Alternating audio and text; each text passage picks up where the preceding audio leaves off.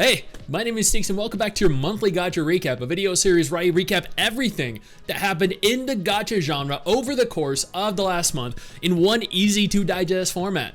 If this is your first time here, consider subscribing to the channel, hitting that little bell notification, that way you're made up to date with every single thing that I post, and I post daily. Do not miss out. Now we have a lot to talk about, so let's just go ahead and jump right in.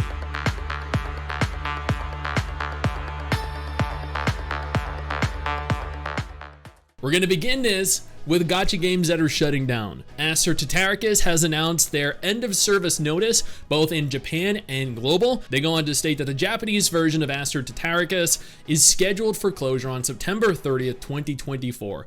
And at the same time, this also marks the end of the global version development, which is absolutely depressing to hear, given this was one of my most anticipated Japanese gacha games. World Flipper Global has officially shut down as of July 25th. That's just yesterday, which is a shame. When it was first announced they were shutting down, I did a video on it and stated that I was kind of sad because this was actually a sponsorship I took years ago. Brave 9, apparently the NFT version of Brave 9, has announced their service termination.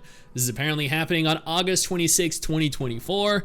I honestly don't care if NFT games get shut down. Play to earn gacha games kind of suck anyway. Both the global and Japanese versions of Artery Gear Fusion are entering maintenance mode. They have or had one final update that rolled out on July 18th, and no more updates are coming, which means this is the version that the game will remain in until it closes. Honestly, Artery Gear wasn't actually a bad game. I semi-enjoyed it when I played it. Arkland announced on the 2nd of July that they were terminating their service, and then subsequently yesterday they announced, you know what, we are terminating our termination. We are suspending our plan to end service, which means they're actually anti end of servicing. Instead of end of servicing after their announcement that they're deciding to keep their servers online. This is the first time I've actually heard of this happening, but I mean, you know what? Good on them. Thread, the Harry Potter waifu witch broomstick riding third-person shooter gacha game, is ending service on October 9th. We never got this globally. It was apparently such a catastrophic failure that they just said, you know what, screw it. We're not even going to release globally. It's not worth it. Synced is also closing down. I know nothing about the game. I know nobody that ever played the game, but that's probably why it's closing down.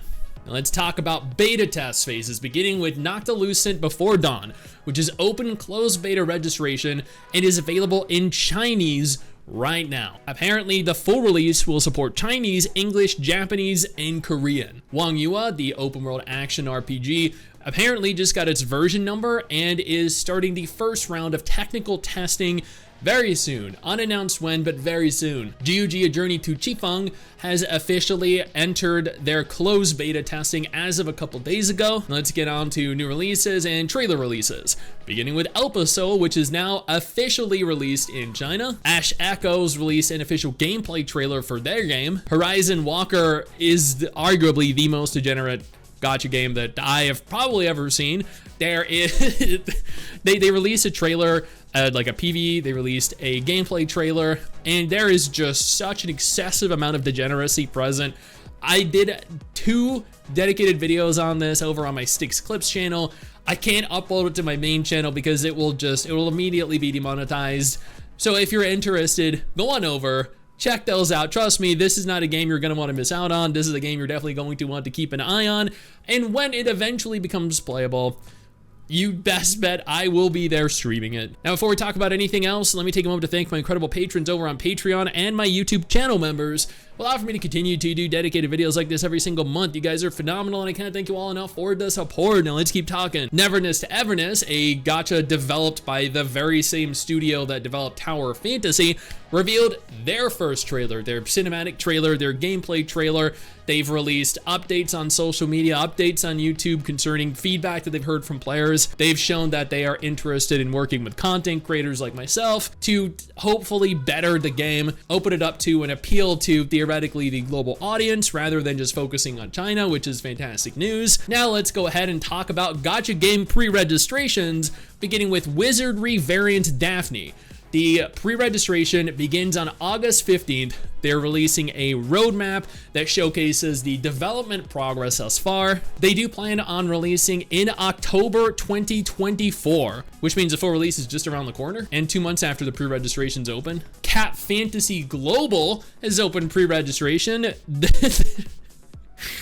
They do state that there are up to 1,000 summons that you can obtain for free, which is admittedly never a good sign. But I mean, at the same time, you get to play with a lot of pussy, so what's there not to like? Madoka Magica, Magia, etc. has opened pre-registration both on the Google Play Store and on Steam. A lot of people are very evidently interested in this. 600,000 views, 12,000 likes. Now let's go ahead and talk about global announcements, beginning with YoStar unveiling at Anime Expo 2024 that they are publishing Heaven Burns Red, which has up until this point been a Japanese exclusive at an undisclosed time, probably at some point in 2025. I don't foresee this being fully localized over the course of the next few months, but they confirmed they are publishing the game in English, which is fantastic news, given this is often one of the 20 highest grossing gacha games around the world in Japan alone. Speaking of Japanese exclusives, did you know that Uma Musume Pretty Derby is also launching?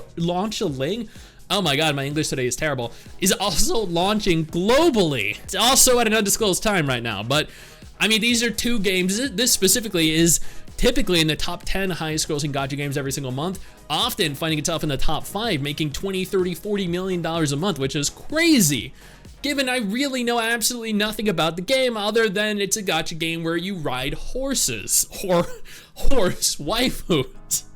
I think that's it. Girls Frontline 2 confirmed that they are finally releasing globally. They opened up an official global Twitter page. They opened up an official global website. It's undisclosed when specifically globally it's coming, but very soon. The source close to Hypergriff, the developers behind Arknights Endfield, confirmed that in theory, Arknights Endfield is going to be releasing in the middle of 2025.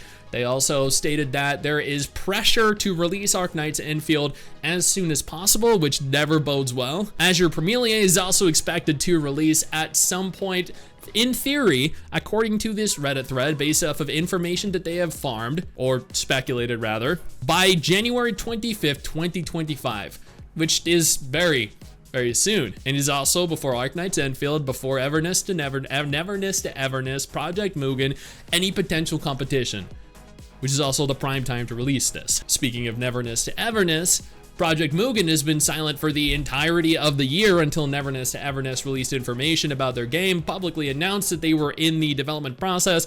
Then Mugen decided, oh crap, yeah, like we gotta say something, do something real quick. So they're now theoretically going to be holding English interviews, and they are recruiting participants who could speak English who want to participate in this. Snowbreak rolled out their major marriage update. This allows you to This allows for you to marry either Life or Fenny, and you can do some really interesting stuff with them.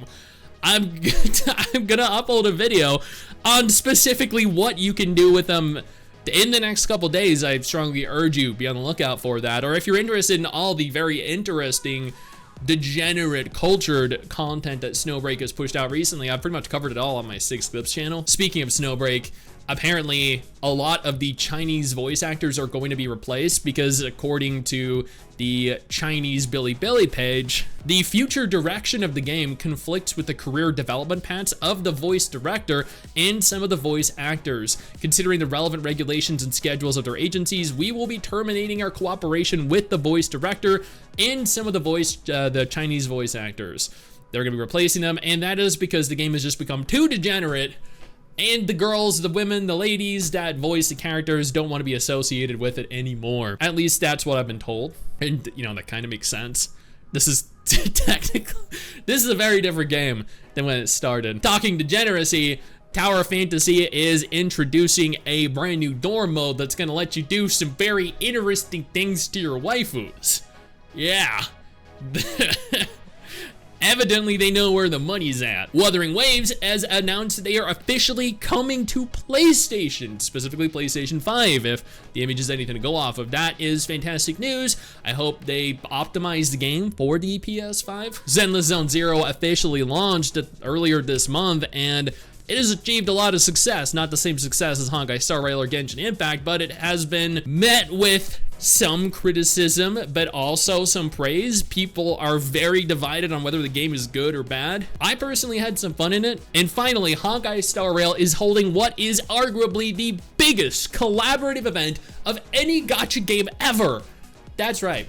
They're collabing with Fate Unlimited Blade Works. That is crazy. Imagine getting like Saber in the game, or Ryder. There's so many, or Ishtar. There are so many, or even Gilgamesh, dude, in his golden armor. Holy, yeah, there are so many insane character crossovers that could happen here. Unfortunately, it's happening in Q3 2025, which is an entire year away. Now, that is everything that happened over the course of the last entire month in the gacha genre. Now, if none of that is any of interest to you, absolutely no problem. I got you covered 2 different videos on screen right now that might be more up your alley.